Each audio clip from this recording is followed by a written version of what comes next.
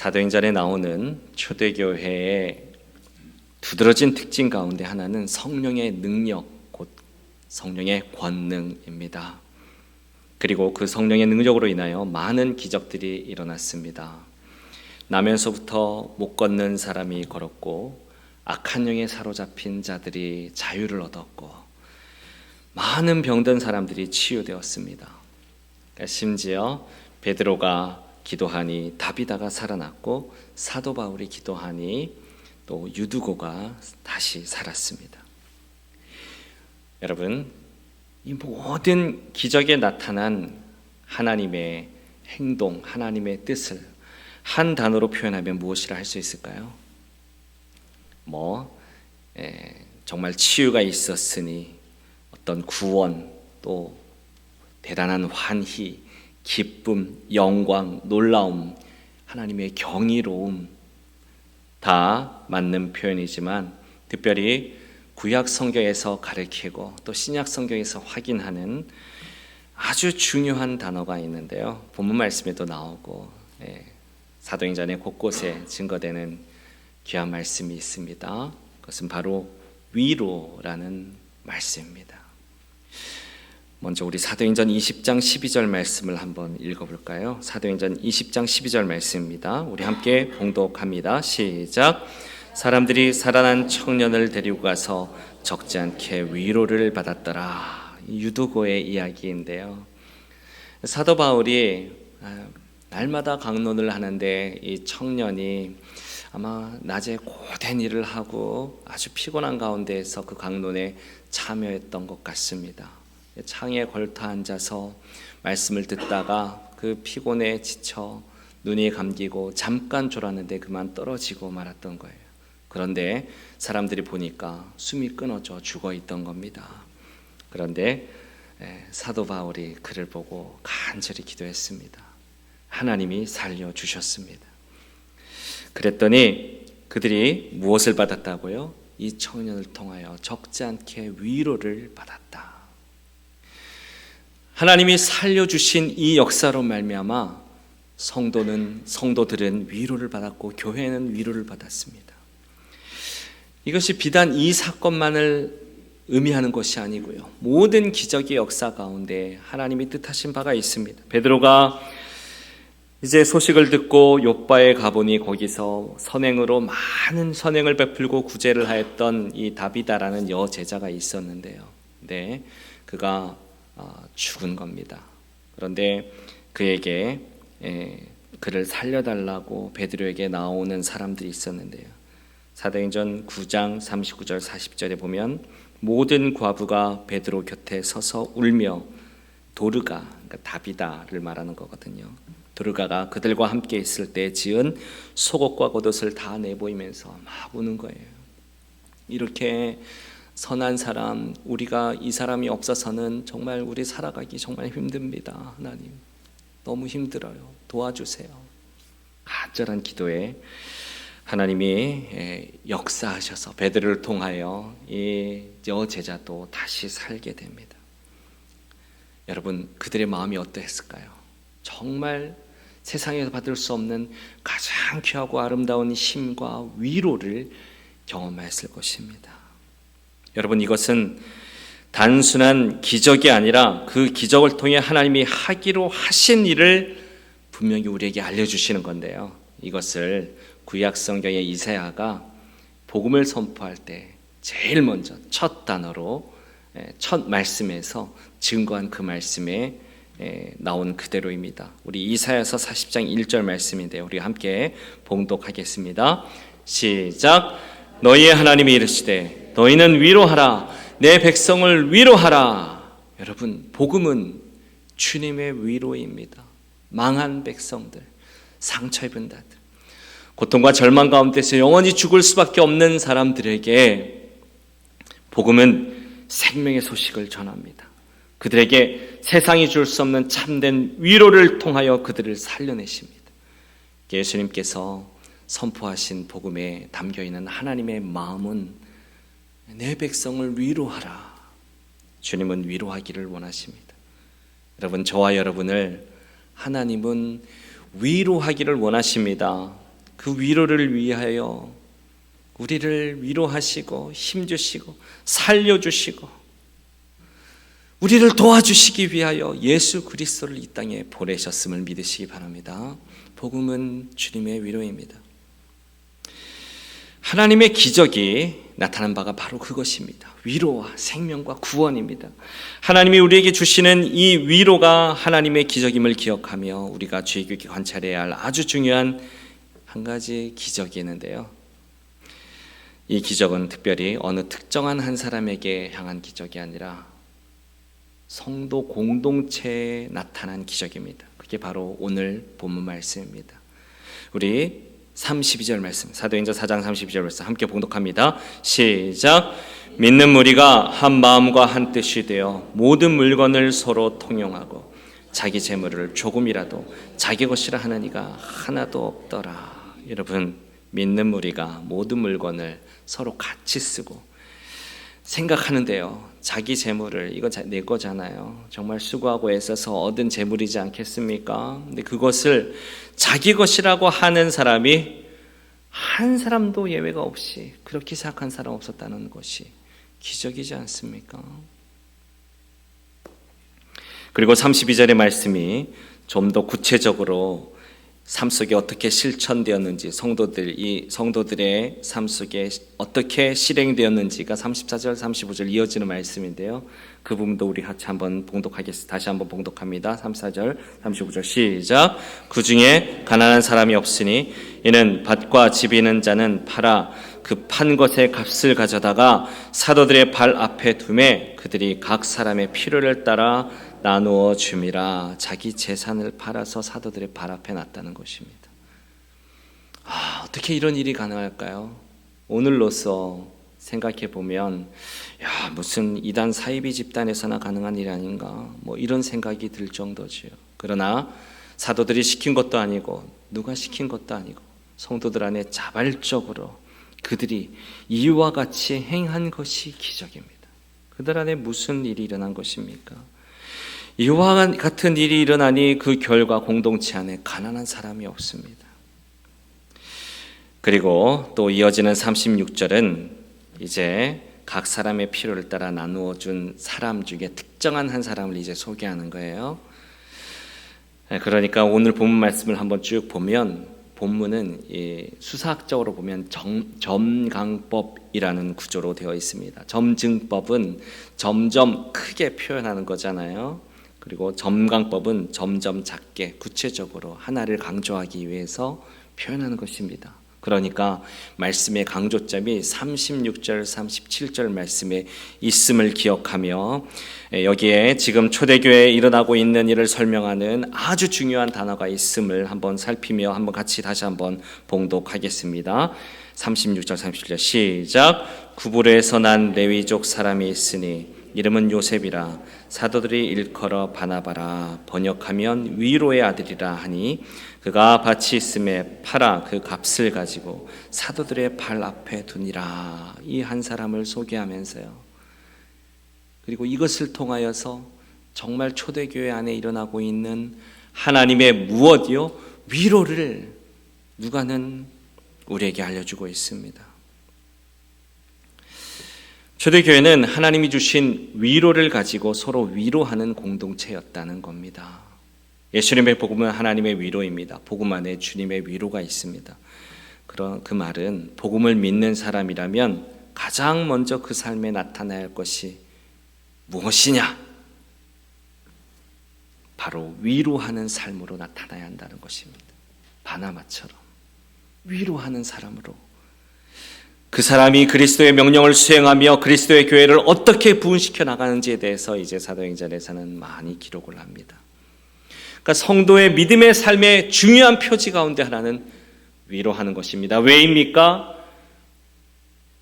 그리스도의 복음을 믿는다는 것은 예수 그리스도께서 내 안에 위로자이신 주님께서 내 안에 계심인데, 어떻게 위로의 예수님을 소유한 자가 위로하지 않고 살아갈 수가 있습니까?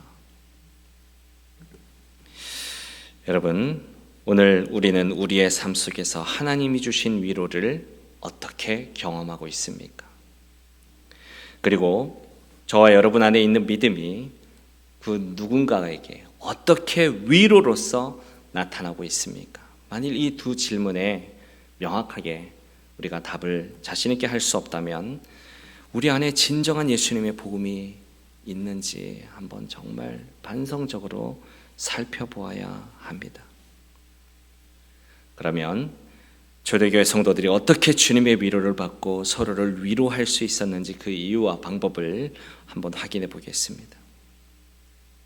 그들이 주님의 위로를 받고 서로 위로하며 살아갈 수 있었던 그 중요한 첫 번째 이유는요. 그 이유는 그들의 마음속에서 예수님을 그들의 주인으로 영접하였기 때문입니다. 예수님을 내 구세주, 그러니까 나를 구원하신 분이 내 삶의 주인이죠. 내 주인으로 믿는 믿음 때문입니다.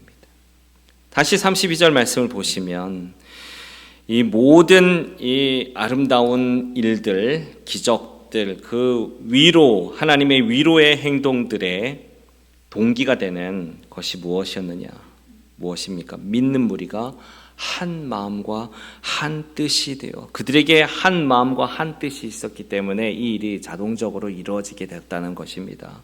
그 한 마음과 한 뜻이 뭡니까? 33절 말씀에 나오는데요. 사도들이 부활하신 예수님을 증언한 것을 듣고 크게 은혜를 받았다. 곧 예수님을 믿는 믿음입니다. 예수님이 나의 주인이십니다. 내 구주이십니다. 라고 하는 그 믿음, 오직 예수님이 나의 주인이시기에 그래서 내가 받은 그 위로로 형제자매를 위로할 수 있는 거죠. 그리고 또 본문에서 두 번 반복되며 강조되는 표현이 있습니다. 바로 35절에 사도들의 발 앞에 두매라는 표현입니다. 37절에도 반복이 됩니다. 사도들의 발 앞에 그들의 그 재산을 판 값을 갖다 두었다. 이게 무슨 뜻일까요? 정말 사도들의 발 앞에 그 돈을 그 발 앞에 다 갖다 놨다 이런 뜻은 아닐 겁니다. 비유적인 표현인데요.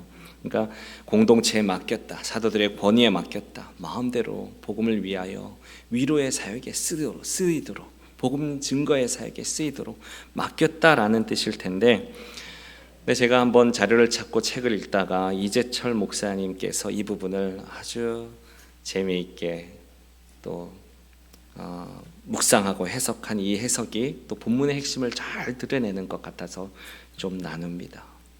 그러니까 이 목사님이 묵상한 내용은 초대교회 성도들이 성령 충만하니까 그들이 소유하고 있는 재물이 있어야 할 분명한 위치를 깨달았다는 겁니다.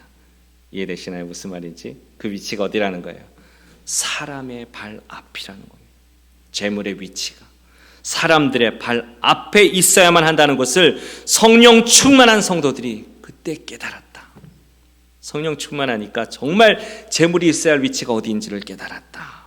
그러니까 세상 사람들에게는 재물이 그 머리에 있습니다. 그러나 주를 믿는 성도들에게 재물은 사람의 발 아래에 있습니다. 그리고 성도들의 머리 위에는 누가 계십니까? 오직 예수 그리스도, 나의 삶의 주인이신 그분만 계신 것입니다. 마태복음 6장 24절 말씀 우리 함께 한번 봉독하겠습니다. 시작. 한 사람이 두 주인을 섬기지 못할 것이니 혹 이를 미워하고 저를 사랑하거나 혹 이를 중히 여기고 저를 경히 여김이라. 너희가 하나님과 재물을 겸하여 섬기지 못하느라. 예수님께서 가르쳐 주신 그대로입니다. 여러분, 우리 이 말씀 문자 그대로 받아야 합니다. 재물과 하나님을 겸하여 섬길 수 없습니다. 재물이 결코 내 삶을 지배할 수 없습니다. 내 삶이 그런 거에 이끌려 다녀서는 안 됩니다. 나를 다스리시는 분은 오직 내 머리 위에 계신 주님이십니다. 오직 예수님이 나의 구주이심을 믿는다는 것은 바로 그 뜻이라는 것입니다. 이게 초대교회 성도들이 갖고 있는 한 마음과 한 뜻입니다. 예수님이 주인이시니까 모두의 주인이 같아요. 그러니 자기 소유권을 주장하고 싶지가 않습니다. 그럴 마음이 없어요. 채워주고 싶어요. 우리가 사도행전 2장 말씀에도 이와 비슷한 이 비슷한 기사가 나와서 나눌 때 성도는 충만한 삶이라고, 성령 충만한 교회가 처음 경험한 기적으로서 서로 유무상통하는 게 그때도 그 말씀에 나오잖아요. 근데 왜 그런 겁니까? 예수님이 가득 채워지니, 채워진 사람의 정말 중요한 특징은 채워주고 싶어요. 필요가 보입니다. 각 사람, 내 옆에 있는 사람들의 부족함을 채워주고 싶습니다. 약한 부분을 채워주고 싶어요. 우리 믿음의 특징이고 우리 안에 역사하시는 성령님의 특징임을 우리가 이 자리의 말씀을 통하여 나눈 바가 있었는데요, 이와 같이 오직 주님만이 내 삶의 주인이시니까 내 소유권이 의미가 없어지고 다 주님의 것입니다. 그 믿음이 있기에 이 한마음 한뜻 안에서 서로 나누고 마음껏 위로할 수 있게 된 것입니다. 내 머리 위에 주님이 아니라 다른 것이 있게 되면 그것은 무엇이든 탐욕이 됩니다. 탐욕은 다른 사람을 파괴할 뿐만 아니라 사실 그 자신의 삶, 그것을 갖고 있는 자의 삶을 먼저 파괴합니다. 그 사람이 살아가는 삶 자체가 지옥이 되는 것입니다. 제가 미국에 유학을 온 그 처음 시기에 약 1년여 정도가 지나니까 가지고 온 돈이 거의 다 바닥이 나고 좀 불안한 마음이 생길 무렵에 멀리 떨어져 있던 이 시카고에 있었던 후배가 딱 그때 마침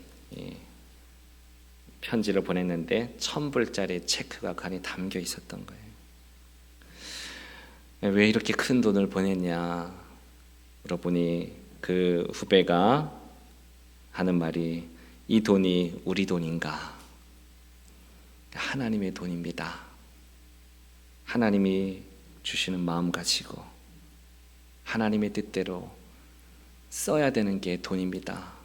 이런 내용입니다. 이 돈에도, 이 $1,000불에도 위로를 받았지만 이 편지에, 이 메시지에 더 위로가 됩니다. 하나님이 주인 아니시냐? 너의 삶은 하나님이 챙기지 않으시겠느냐?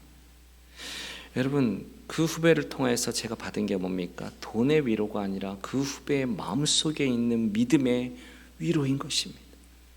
주님의 그 위로인 것입니다.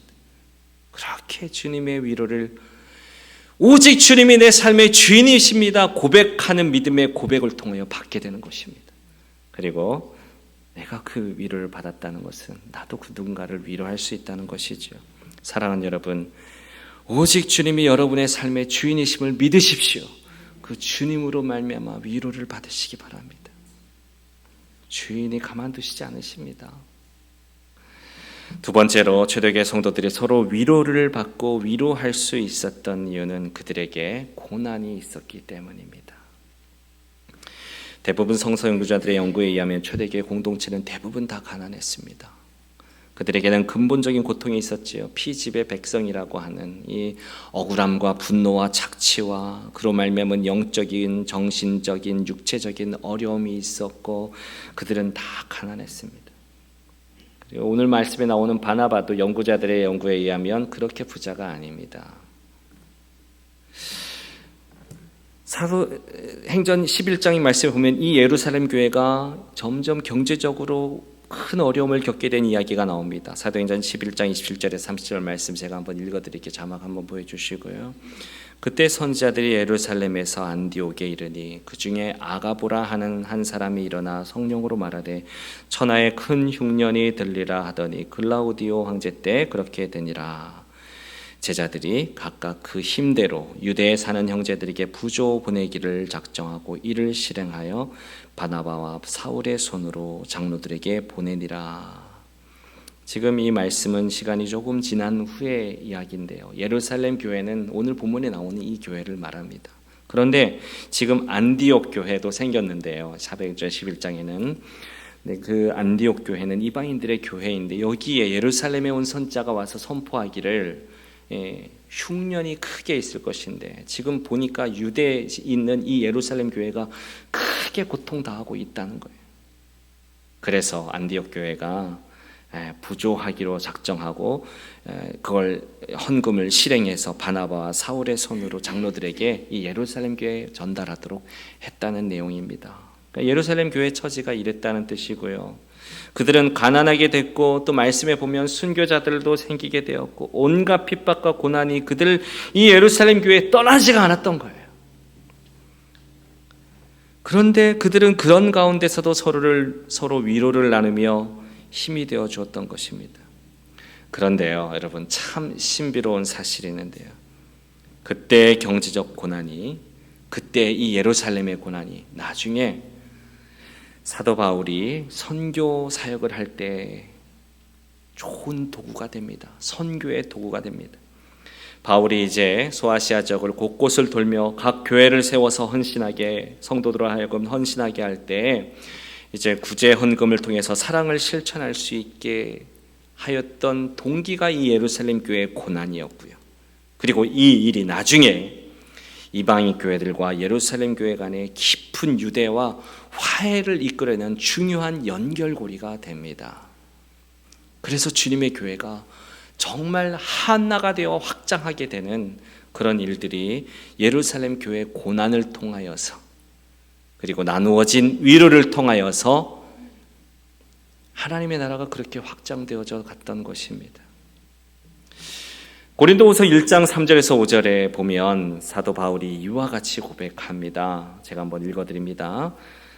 찬송하리로다. 그는 우리 주 예수 그리스도의 하나님이시요 자비의 아버지시요 모든 위로의 하나님이시며 우리의 모든 환난 중에서 우리를 위로하사 우리로 하여금 하나님께 받는 위로로서 모든 환난 중에 있는 자들을 능히 위로하게 하시는 이시로다. 여러분 잘 보십시오. 그러니까 우리는 고난이 없어야 위로할 수 있다 생각하잖아요. 그런데 지금 바울이 깨달은 건 뭡니까? 진짜 위로는 뭐냐? 우리의 모든 환난 중에서 우리를 위로하사, 우리를 위로하신 분, 하나님의 그 위로, 그 하나님께 받는 위로로서 뭘 했다는 거예요? 모든 환난 중에 있는 자들을 능히 위로할 수 있게 하셨습니다. 누가 위로할 수 있습니까? 고난이 능히 위로할 수 있겠다는 고백입니다. 우리 5절 말씀을 한번 같이 읽어볼까요? 5절 함께 봉독합니다. 시작. 그리스도의 고난이 우리에게 넘친 것 같이 우리가 받는 위로도 그리스도로 말미암아 넘치는도다. 고난이 넘쳤는데 위로가 넘쳤다. 신앙생활에서 참 신기한 것은요, 고난과 하나님의 위로는 비례한다는 사실입니다. 고난을 통해서 하나님의 위로가 옵니다. 내가 고난을 알수록 하나님의 위로의 깊이를 깨닫게 됩니다. 그 위로를 맛보아 알게 됩니다. 초대교회는 고난을 통하여서 위로를 받았고 위로를 했습니다. 네덜란드의 코리 텐붐 여사를 우리 많이 알죠. 그는 유대인들을 숨겨주다가 발각이 되어서 함께 나치 수용소에서 고초를 겪은 분입니다. 수용소에서 아버지도 죽고 사랑하는 언니도 형제도 죽습니다.